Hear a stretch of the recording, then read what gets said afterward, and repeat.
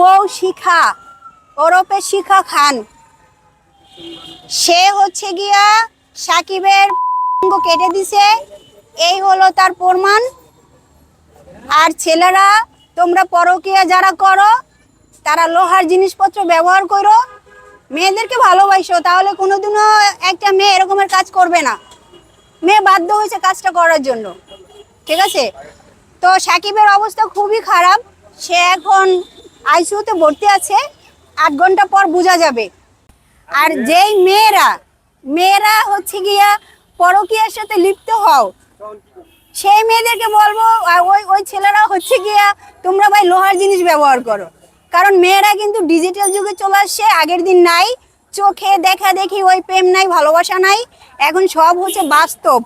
তুমি খাওয়াইতে পারবা, পড়াইতে পারবা তো ঠিক আছে, দিতে পারবা না ভালো না, ঠিক আছে?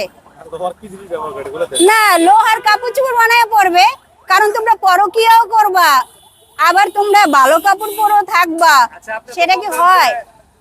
ছেলেদের সাবধান, হ্যাঁ, মেয়েদের কি করবে? মেয়েরা যদি পরকীয়া করে, মেয়েরা পরকীয়া করে না, মেয়েদেরকে হচ্ছে ছেলেরা খারাপ করে।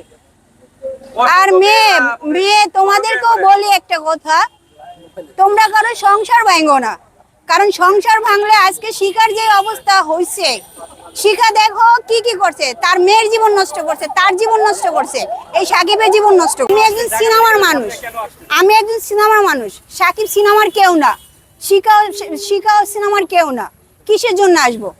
আমরা হচ্ছে গিয়ে আমাদের সমস্যা হলে কিন্তু কেউ আমাদের পাশে আসে না, ওদের জন্য কেন আসবো? রাত 3টা নেই 4টা নেই, এই বিপদ এই বিপদ, ছোট লোক যারা তাদের হেল্পও করে যাব, আবার উল্টো আমাদের দোষও হবে।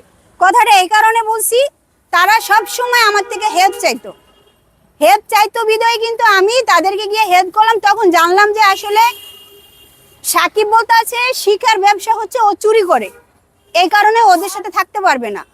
শিখার যে ছেলে মেয়ে আছে চুরি করে, ওর যে ছেলে মেয়ে আছে এরা সবাই মিলে চুরি করে। আর সাকিব বলতেছে যে ওরা চুরি করে দেখে আমি ওদের সাথে থাকতে পারবো না, থাকলে আমার মিডিয়া নষ্ট হয়ে যাবে। আর শিখা বলতেছে যে তুমি যদি আমাকে ছেড়ে যাও, এতদিন থেকে যত টাকা খরচ হয়েছে আমার এই টাকা দিতে হবে, আর না তো আমি যা বলবো তোমার তা শুনতে হবে। এই সব বিষয় নিয়ে পরে একটা পর্যায়ে দেখলাম ওদেরকে দুজনে একসাথে রেখে আমি কথা বলে আসি।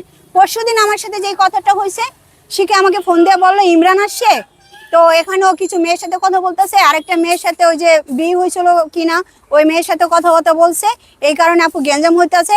আর শিখারও অনেক মারধর করছে, সাকিব শিখাকে অনেক মারধর করতো, এটা আমার নিজের চোখের সামনে আমি দেখছি। তো তাদের সাথে আসলে এই কারণেই কিন্তু এই গ্যাঞ্জামটা হয়ে গেছে।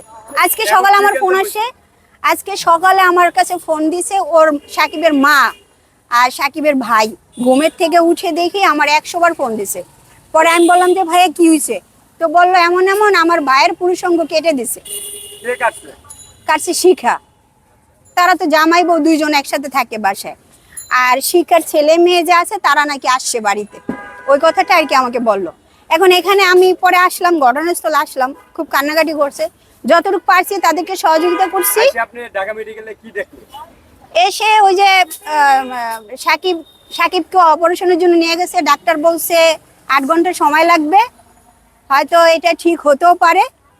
আর যেই পুলিশ অফিসার নিয়ে আসছে ওনার সাথে আমি কথা বললাম, উনি আমাকে ভিডিওগুলো দেখাইলো, সব দেখাইছে, ঘটনা সত্য, আর সবই সত্য। এখন আল্লাহ জানে, অপারেশন হওয়ার পরে বোঝা যাবে। আচ্ছা, এই হচ্ছে আসলে আলো তো নাই ওইভাবে, এই যে আলোতে সবই দিলাম।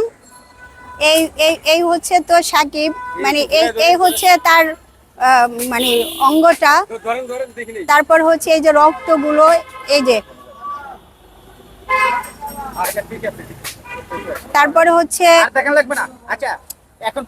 এই হচ্ছে শিখা। জীবন শেষ। আচ্ছা, এখন কি করা উচিত? এখন কি করা উচিত? সাকিবের জীবন বরবাদ, এখন কি করা উচিত? সাকিব, যদি আমি একজন মেয়ে হয়ে বলবো, যখন একজন বিবাহিত পুরুষ হয়ে অন্য নারীর প্রতি আসক্ত হয় তখন এটা পারফেক্ট আছে। আর যদি কোনো পুরুষের জন্য তো এটা বললাম যে ঠিক আছে,